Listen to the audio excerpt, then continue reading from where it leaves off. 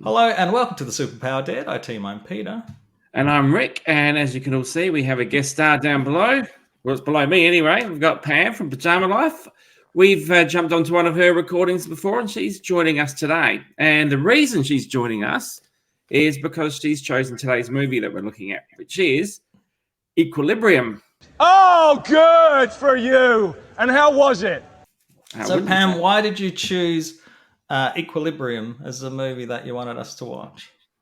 Well, thanks for having me, guys. I'm You're really welcome. happy to be here with you. Equilibrium is one of my favorite movies. It's a dark dystopian tale, but the action is great. And Kirk Wimmer, I love what he does in this movie. And he kind of invented a new fighting style called the gun kata, which I love. Yes.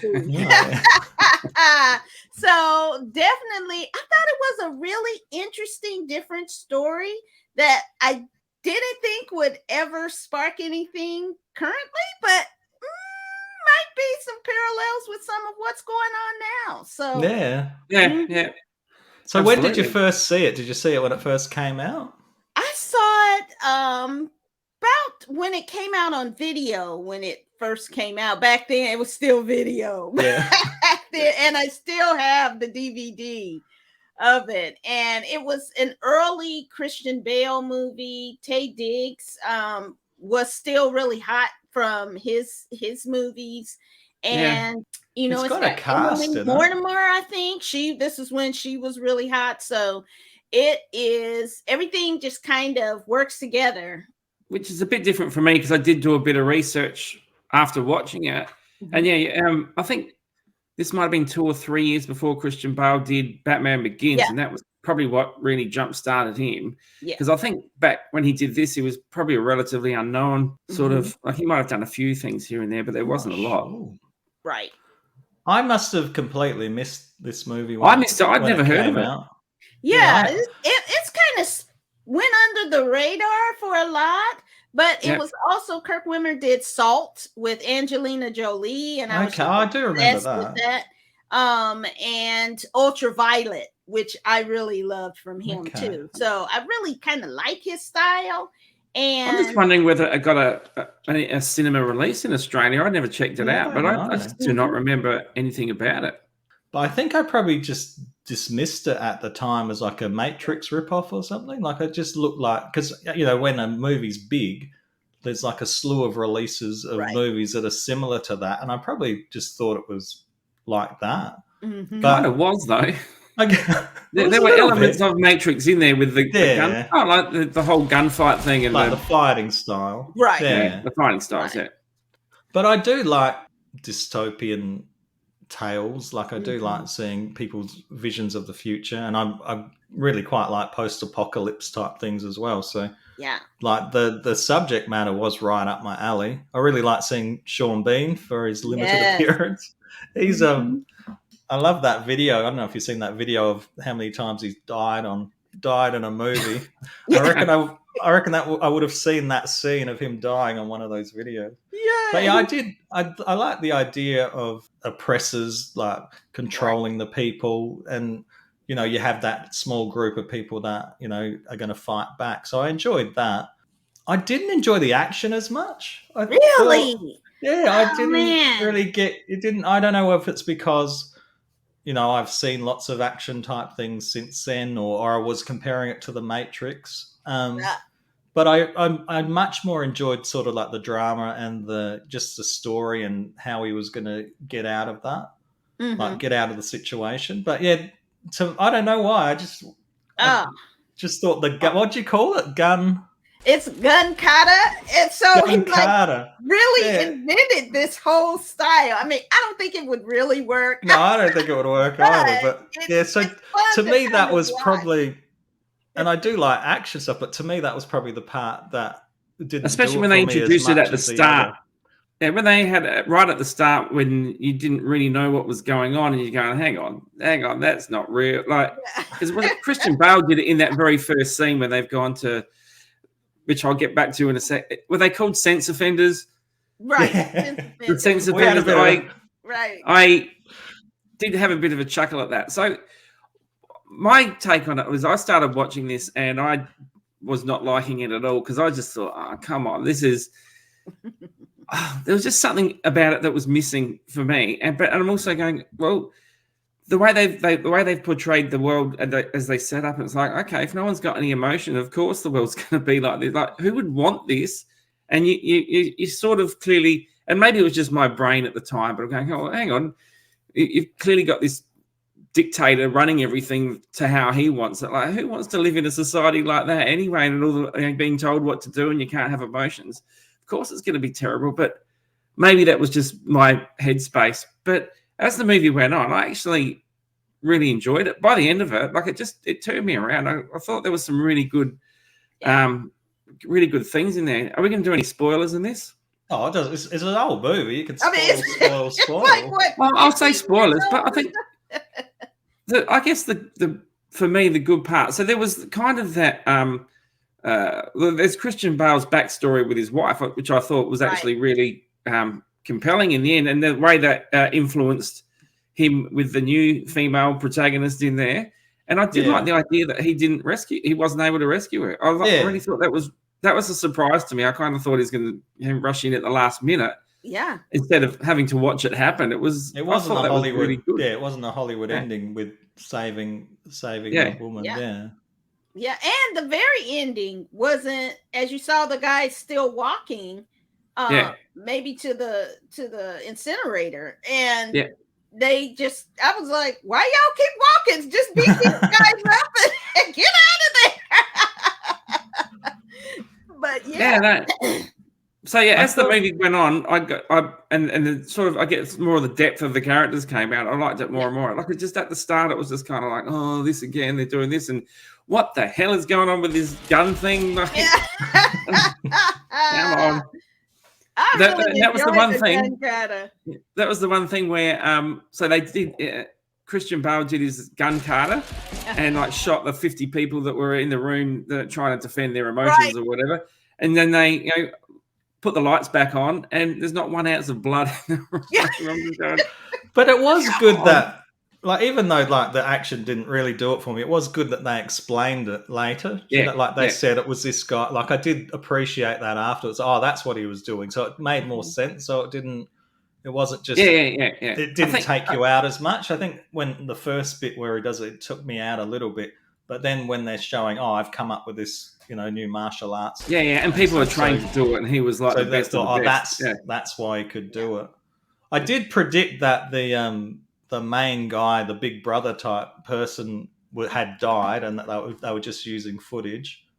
Yeah. I thought that was really interesting because I really liked how they juxtaposed the starkness of the life, but then you went into his office and ornate with all the famous art and gold leaf everywhere. It's all right for him to have it. Just showed the total hypocrisy. And he wasn't taking the drug to suppress his emotions either.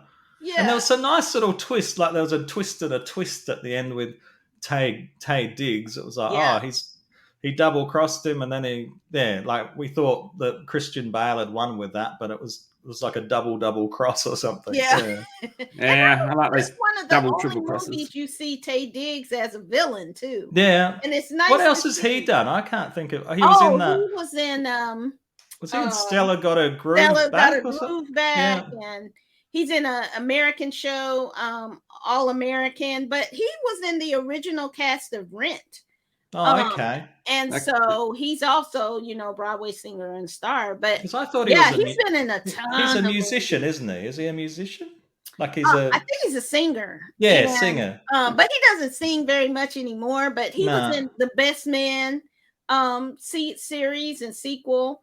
Okay. And he's had a really great career. So it was good to see him so young, but then play this smiling kind of villain. Smiling assassin. Yeah. So overall I enjoyed it. But the action was a bit jarring for me. But I can see how people would like it. But I did like, like I said, I did like the dystopian setting, and just that. I just like those those ideas and the people that are standing up and fighting back type things. I think most dystopian movies, don't they end up with the big villain at the end is always the one who's running everything and controlling it, but he doesn't have to live by the rules he's making everyone else live by? Isn't it? That it's kind of, they all kind of follow that sort of story. There's always that one person controlling it, but they don't have to live by those rules. But well, it's probably a bit like real life, isn't it? Right. Yeah. Well, we can't change anything. Why do they want to change? You're right. The top percent of multi-billionaires that are running everything, isn't it? Yeah, well, when I get there, when this channel just goes through the roof, and I get there, I'm not going to change it either.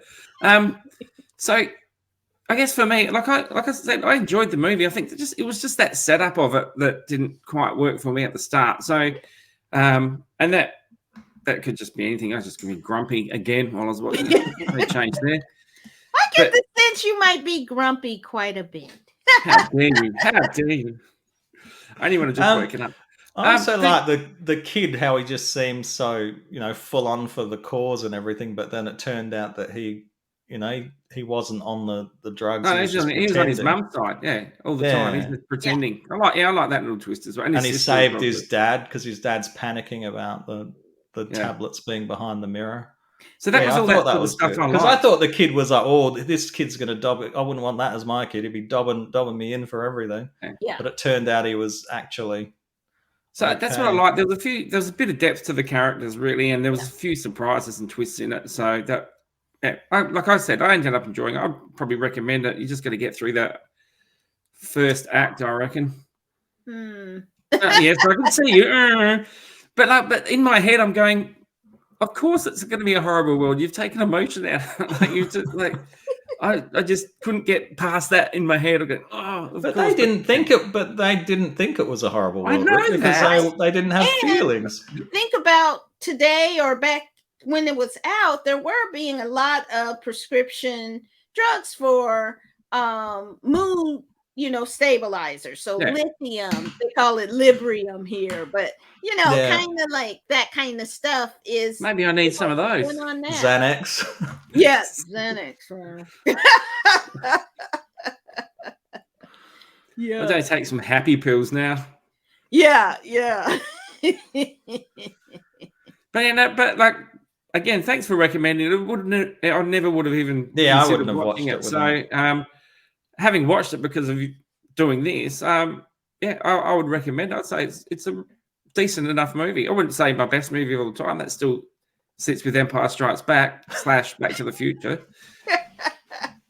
But it's definitely enjoyable enough to worth paying $4 on Amazon Prime. Yeah, I'd recommend it. If you enjoy like dystopian futures movies, and I would say it's a nice little take on that, and it's got enough twists and likable characters to keep you interested. Not for anyone who's watched this now. Yeah. And acting, I thought Christian Bale was really solid. Yeah. Sorry. Yeah, he was good. He is pretty good though, isn't he? I think that Equilibrium is a wonderful kind of future, a parallel future, and with some great acting and a very well done story. So definitely check out Equilibrium. Would you like to say anything positive about your co-host today? Oh, well, these two handsome guys here, definitely check them out. They are full of fun and knowledge and like to have a good time watching and reviewing movies. So thank you for lying so well. And we'll also plug your show, Pajama Life. Clearly the complete opposite of our show. Very fun and animated and lively, unlike the two of us. But you do a weekly show where you cover 2 or 3 movies every week. So it's a lot of content with your friends Pat and David.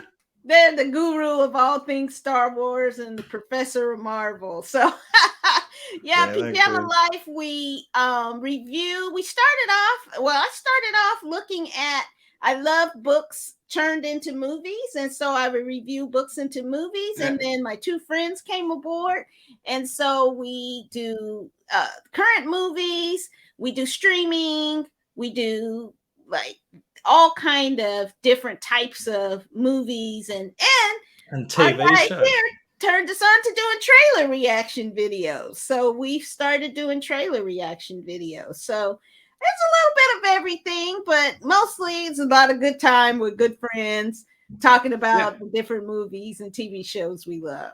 And it's a good show, and I think it deserves much more following and views. It's get on board, everyone. Checking out.